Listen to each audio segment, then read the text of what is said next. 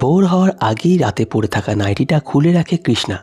তারপর শাড়ি ব্লাউজ পরে ঘরের বাইরে বেরোয়। 4 বছরের মেয়ে ঝুম শুয়ে শুয়ে রোজ দেখে। একদিন কুন্তলকে জিজ্ঞাসা করে, বাবা, ও বাবা, মা এখন শাড়ি পরছে কেন গো? মা কি কোথাও যাবে? কুন্তল হেসে হেসে বলল, না সোনা, তোমার মা তো পুরনো শাড়ি পরছে।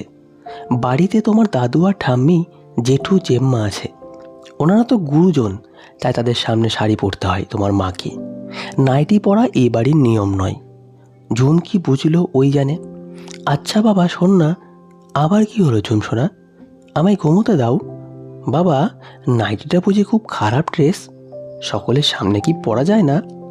কৃষ্ণা হাত মুখ ধুয়ে ঘরে এসে শুনতে পাই ঝুমের কথা। নিজেই হেসে বলল, কি বলছে পাকা বুড়িটা? ঝুমকে বুকে জড়িয়ে নিয়ে বলে, মায়ের জন্য তোর এত চিন্তা? ওপাশ থেকে কুন্তল বলে ওঠে, ঝুম কিন্তু বেশ পাকা পাকা কথা শিখেছে, অত প্রশ্রয় দিও না কৃষ্ণা। কৃষ্ণা ভালোই চেনে কুন্তলকে আর এ বাড়ির সকলকে। পুরনো ধ্যান ধারণা আগলে রাখতে এরা পছন্দ করে, বিশেষ করে তৃপ্তি দেবী আর তার 2 ছেলে। বড্ড সেকেলে মনোভাব। নাইটি চুড়িদার এগুলো যেন খুব বাজে পোশাক। বড় জাটাও তেমন। তৃপ্তি দেবীর কথা অনুযায়ী চলে। কুন্তল বলে, এ বাড়ির নিয়ম লঙ্ঘন যেন না হয় কৃষ্ণা। তখন কৃষ্ণা ভাবে, তার বাপের বাড়িতে কেমন সুন্দর, তার বৌদি বাবা মার সামনেই এই পোশাকগুলো পরেই ঘুরে বেড়ায়। প্রয়োজনে চুড়িদার পরে বাইরেও যায়। কই, তাদের তো এমন কোনো আপত্তি নেই। হ্যাঁ, রুচিসম্মতভাবে এই ড্রেসগুলো পরলে কিসের এত অসুবিধা? এদিকে কুন্তল স্কুল টিচার আর তার দাদা সবে রিটায়ার্ড করেছে। তিনিও সরকারি চাকরি ছিলেন। তাদের এমন চিন্তাধারা মেনে নিতে পারে না কৃষ্ণা। বড় ভাসুরের ছেলে রিক আর তার বউ শেলি। দিনকালের ওপর ভিত্তি করে মেয়েদের স্বাবলম্বী হওয়াটা যে খুব জরুরি, এই কথাটা রিকও মনে করে। কিন্তু এ বাড়ির ঘোর আপত্তি থাকায় শেলি কোনো চাকরির কথা ভাবতেই পারে না।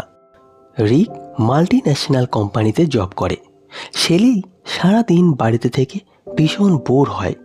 তাই তার ছেলে সুবলকে বলছিল, বাবা, শেলি একটা চাকরি করতে চাইছে, শুধু তোমাদের জন্য কিছু না করে বাড়িতে বসে থাকলো। তার উত্তরে সুবল বলেছিল, এত টাকা রোজগার করে হবেটা কি? সেই থেকে আর কোনো কথা তোলেনি ওরা। কৃষ্ণার ওপর সকলে জোর খাটায়। সেটা কমলবাবু বাড়ির কর্তা হয়েও তিনি কিছুই বলতে পারেন না। এই তো সেদিন দুপুরে সকলে খেতে বসেছে। কৃষ্ণার মাথার ঘোমটা খুলে যেতেই তখনই সুমনা নালিশ করল তৃপ্তি দেবীর কাছে। তিনি তো তাই নিয়ে কি কাণ্ডই না পাঠালেন। এও বললেন সকলের সামনে, তোমাকে আর কত বলবো ছোট বৌমা? দেখছো যখন শ্বশুর ভাসুর রয়েছে, মাথার ঘোমটা খুলে যায় কি করে? কই, বড় বৌমার তো খোলে না। সেখানে ঝুমও ছিল। ঠাম্মিমাকে অমন করে বলছে দেখে দৌড়ে এসে কুন্তলকে বলল, বাবা মা কি দুষ্টুমি করেছে? মুখ ভার করে কুন্তল উত্তর দিল, হ্যাঁ ঝুম, তোমার মা একদম কথা শোনে না, তাই তো ঠাম্মা বকছে। তুমি যাও খেলা করো। বাচ্চা মেয়েটা কি বুঝলো কে জানে, শুধু বলল, মা যে কেন দুষ্টুমি করে, আমি তো দুষ্টুমি করি না। এমন ছোট ছোট ভুলের জন্য কৃষ্ণাকে সব সময় কথা শুনতে হয়। সেই ভুলগুলো কুন্তলও চরম ভুল বলেই ভাবে। কৃষ্ণা তাই কোনো সময় ভরসা করে না কুন্তলকে। সব কিছু মানিয়ে নিয়েই চলতে থাকে কৃষ্ণা। একদিন দুপুরবেলায় সুমনা আর তৃপ্তি দেবী বসে বসে গল্প করছেন। ওদিকে ফোনে মুভি দেখছিল শেলি। তৃপ্তি দেবী তো রেগে একেবারে মুখ গোমড়া করে বললেন, বড় বৌমা যাও, নাত বউকে বোঝাও। সুমনা দৌড়ে গিয়ে শেলিকে বলল, কি করছো বৌমা ফোন নিয়ে? শেলি বলল, ভালো একটা মুভি দেখছি মা, তুমি দেখবে? না, ফোন রেখে ঘুমোতেও তো পারো। শেলি হেসে বলল, আমি ঘুমোই না দুপুরে, তাই। কখন যে কৃষ্ণা আর ঝুম এসে দাঁড়িয়েছে খেয়াল করেনি সুমনা। কৃষ্ণা বলল, বর্দি থাক না, নিজের ঘরে সিনেমায় তো দেখছে, ছেলে মানুষ তো। তুমি ওকে বিগড়ে দিও না কৃষ্ণা, যাও নিজের কাজে মন দাও। কৃষ্ণা মনটা খারাপ করে চলে এলো। ঝুমও এলো। ঝুম দেখলো তার মায়ের চোখে জল। ছোট্ট দুটো হাত দিয়ে মায়ের চোখের জল মুছতে মুছতে বলল, মা তুমি কেঁদো না, দেখো একদিন আমি তোমার সব কষ্ট কমিয়ে দেব। না শোনা, আমি কাঁদছি না, পাকা বুড়ি একটা, নে ঘুমিয়ে পড়। এর মধ্যেই একদিন তৃপ্তি দেবীর বেশ শরীর খারাপ হলো। প্রেশার বেড়ে মাথা ঘুরিয়ে পড়ে গেলেন বাথরুমে। ডক্টর দেখানো হলো সঙ্গে সঙ্গেই বড়সড় হার্টের সমস্যা ধরা পড়ল। ডক্টর একদম বেড রেস্টে থাকতে বললেন, আর নিয়ম করে ওষুধ খাওয়ার কথাও বললেন। তখন একমাত্র কৃষ্ণাই এগিয়ে এসে তৃপ্তি দেবীর দেখাশোনা করতে লাগলো। সুবিধার জন্য একদিন কুন্তলকে বলল, মার জন্য দুটো নাইটি এনে দিও তো, শাড়ি পরে মার খুব কষ্ট হয়, একে তো শরীর ভালো নেই। হালকা পোশাক পরলে আরাম করে শুয়ে থাকতে কুন্তল অবাক হয়ে কৃষ্ণাকে দেখল আর ভাবল, সত্যি এটা মন্দ বলেনি কৃষ্ণা, মায়ের দিকটা ভেবে দেখনি তো। অথচ তাদের নিজেদের মা। কৃষ্ণা ভেবেছে। খুব খুশি মনে সেদিন সন্ধ্যেতে কুন্তল অফিস থেকে ফেরার সময় দোকান থেকে নাইটি কিনে বাড়ি ফিরল। কৃষ্ণা, দেখো তো পছন্দ হলো কিনা, বলল কুন্তল। কৃষ্ণা কুন্তলের হাত থেকে প্যাকেটটা খুলে দেখল 4টে নাইটি। খুব সুন্দর হয়েছে, কাল পরিয়ে দেব মাকে। এগিয়ে গিয়ে কুন্তল বলল, ওর মধ্যে দুটো তোমার। কৃষ্ণার চোখ দুটো জলে ভরে উঠল এমন ভালোবাসার পরশ পেয়ে। এতদিন পর কুন্তল কিছু এনেছে কৃষ্ণার জন্য, তাও আবার নাইটি।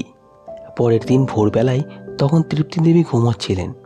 সেই সময় কৃষ্ণা এসে কাপড় ছাড়িয়ে নাইটি পরিয়ে দিতেই তৃপ্তি দেবী বললেন, আজ এত সকালে কাপড় ছাড়াচ্ছ ছোট বৌমা? হ্যাঁ মা। নাইটি পরাতেই তৃপ্তি দেবী বললেন, এটা কি করেছো তুমি? কেন মা?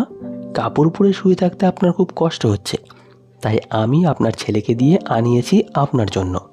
তখন কমলবাবুও উঠে পড়েছেন ঘুম থেকে ততক্ষণে। তিনি হাসি মুখে বললেন, দেখেছ ছোট বৌমা তোমার কষ্টটা বুঝেছে। তৃপ্তি দেবীর চোখ দুটো তখন জলে চিকচিক করছে। কি ভাববে বলো তো বাড়ির সবাই?